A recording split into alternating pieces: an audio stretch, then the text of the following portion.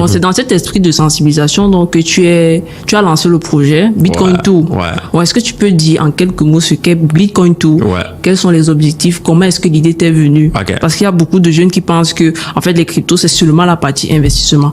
Alors qu'il y a toute une partie sensibilisation, comment elle veut dire, apprentissage, qui peut être un gros pan, en fait, en termes d'activité. D'accord. Le projet Bitcoin Tour est né de façon simple. Moi, je me suis rendu compte que j'avais déjà donné quelques conférences dans des hôtels.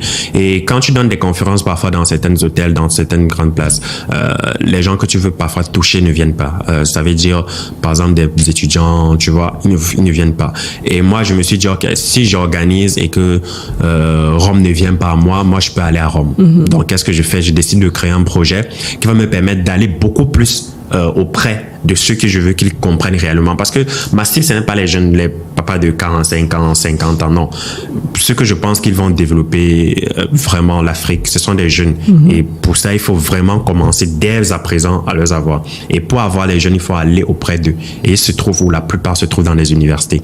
Donc, je me suis dit, on va aller dans un projet éducatif pour pouvoir sensibiliser et former des jeunes. Et dans ce projet-là, on ne va pas parler d'investissement. Dans la Bitcoin Tour, tous les participants, tous les panélistes, l'interaction, on ne parle pas du tout d'investissement. Tout ce qu'on parle, c'est de la technologie et comment est-ce qu'un jeune fraîchement sorti de l'université ou encore qui est même encore dans les bancs des études peut faire pour faire carrière dans cette industrie, avoir des petits jobs et s'exercer facilement. C'est ça qu'on enseigne en fait. Donc on apprend d'abord les bases, la technologie. Ensuite, on apprend la phase pratique, comment on interagit avec les cryptos, la blockchain, etc. Particulièrement le Bitcoin.